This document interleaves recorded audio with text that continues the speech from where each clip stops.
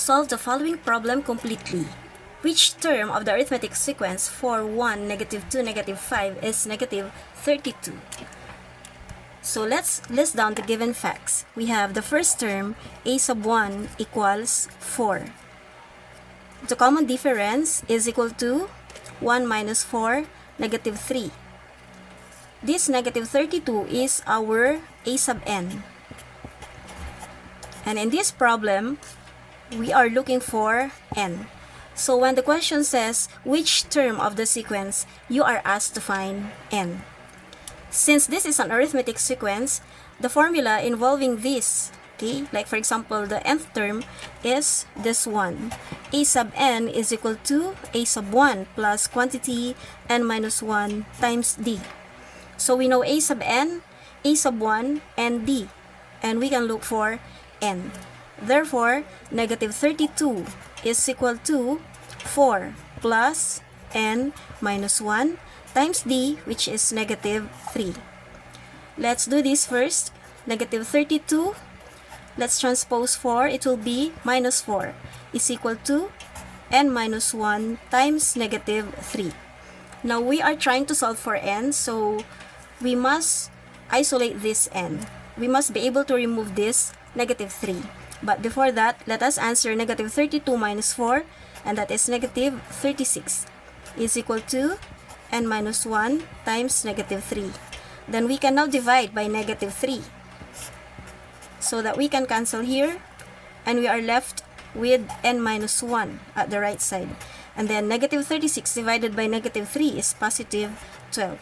And finally, to solve for n, let's transpose -1 to the left. That will be 12 plus 1 equals n. Therefore, n is equal to 13. Specifically, 13th. 13th term. -32 is the 13th term. The first term of an arithmetic sequence is 7, while the 16th term is 82.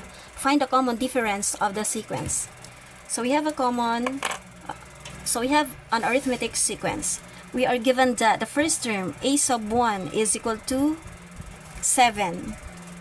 A sub 16, the 16th term, a sub 16 equals 82. And since this is a sub 16, then our n is 16. Find the common difference. So d is equal to what? Since we have here a sub 16 or a sub n, we're going to use the formula a sub n is equal to a sub 1 plus quantity n minus 1 times d. Or this a sub 16 is our a sub n. Okay. So 82 is equal to a sub 1, 7 plus n, 16 minus 1 times d. Let's transpose 7. We have 82 minus 7 is equal to 16 minus 1, 15d. 75 is equal to 15d. Let's now divide by 15. Cancel. Therefore, d is equal to 5.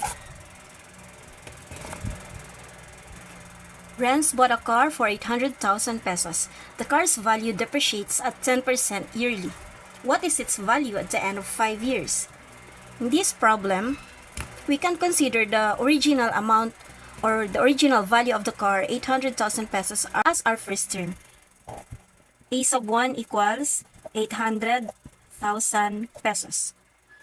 Since its value depreciates at 10% yearly, that means to say that after depreciating 10%, okay, the value will become only 90% of the previous value.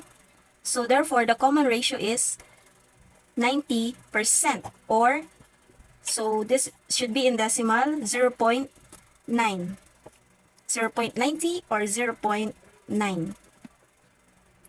If we are looking for its value at the end of 5 years, does that mean that we are looking for a sub 5? Okay, let's see. If 800,000 is the first value, that is a sub 1, after 1 year, that will be a sub 2. After 2 years, that will be a sub 3. So following the pattern, after 5 years, that should be a sub 6. Okay, So we're looking for a sub 6. So the value of n is actually 6 and not 5. Right. So since this is a geometric sequence, okay, a sub n is equal to a sub 1 times r raised to n minus 1. Therefore, a sub 6 is equal to a sub 1 times r raised to the 5th. And a sub 6 is what we're looking for. It's equal to 800,000 times r 0.9 raised to the 5th. Or 800,000 0.9 raised to the 5th. You must use a calculator for this one. And it will give you 0.59049.